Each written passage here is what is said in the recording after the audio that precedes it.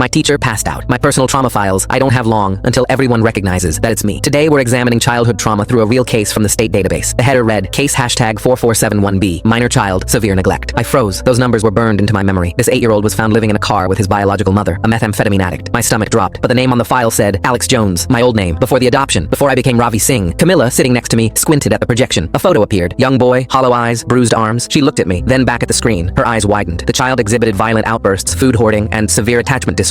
Davies continued. More photos. My third foster home, my fourth, the breakdown at age 10. Camilla whispered, Ravi, is this you? I couldn't speak, just stared at my worst memories displayed in 4K. The subject had failed 5 foster placements by age 11. Davies read clinically. Jordan heard Camilla, looked at the screen, at me. Holy shit, he mouthed. The whispers started spreading, row by row, people comparing the bone structure of that broken kid to my face now. Particular challenges included theft, lying, and aggressive behavior toward authority figures. Chloe gasped. That's why you were so weird about lunch that time. The hoarding thing. I wanted to run, but couldn't move. Davies pulled up a police report. At age 12, the subject attacked a foster parent with scissors. Out of context, I whispered, but only Camilla heard. This case demonstrates how early trauma creates maladaptive behaviors that make these children essentially unadoptable. Unadoptable. The word that had followed me through 7 homes. Daniel loudly said, wait, is this about Ravi? The entire class turned to stare at me. Davies looked confused. What? No, this is an anonymous case from 2015. That's him, Aaliyah said, pointing at a photo. That's literally Ravi. Davies looked at the screen, then at me. Her face went white. These files are supposed to be sealed, I said quietly. I got them from a colleague for educational purposes. Educational? You're showing the worst moments of my life as entertainment. Ravi, I had no idea. Alex Jones, I said. That was my name. Before the Singhs adopted me at 13. The room was dead silent. You just told 30 people about my mother's addiction, my foster failures, the scissors incident, which, by the way, was self-defense. I'm so sorry, but that's not even the worst part. I stood up. The worst part is that conclusion. Essentially unadoptable. I looked at my classmates. How many of you would want to be friends with that kid on screen? The violent, lying, stealing kid? Nobody answered. Exactly. That's what these case studies do. They turn traumatized children into statistics, into problems. Davies tried to close the file, but I stopped her. No, let them see it. Let them see what happens when you reduce a human being to their worst moments. I pointed at the screen. That kid stealing food? He was starving. The violence? 3 different foster fathers hit me. The lying? Nobody believed the truth anyway. Ravi, Camilla started. I was adopted at 13. The Singhs saw past this file. They saw a kid who needed a chance. I looked at Davies, but most people don't. They see these case studies, these educational files that follow us forever. Files like this are why I spent 5 years being rejected. Families would read about the attachment disorders and assume I was broken beyond repair. Chloe was crying. We didn't know because I worked for years to become Ravi Singh instead of case #4471B, but you just undid that in 20 minutes. Davies was pale. This is a HIPAA violation. I could lose my license. You should. You just shared confidential medical records of a minor, me, without consent. But it's for education. It's exploitation. You're using our trauma as teaching tools, turning our pain into your lesson plans. I looked at my classmates. 50,000 kids in foster care are labeled unadoptable because of files like this. Not because they're broken, because they're marketed as damaged goods. Liam stood up. That's fucked up. That's the system. And teachers like Mrs. Davies perpetuate it by treating us like case studies instead of kids who experienced hell. Davies was crying now. What can I do? Delete the file. Report yourself. And never use another child's trauma as a teaching tool.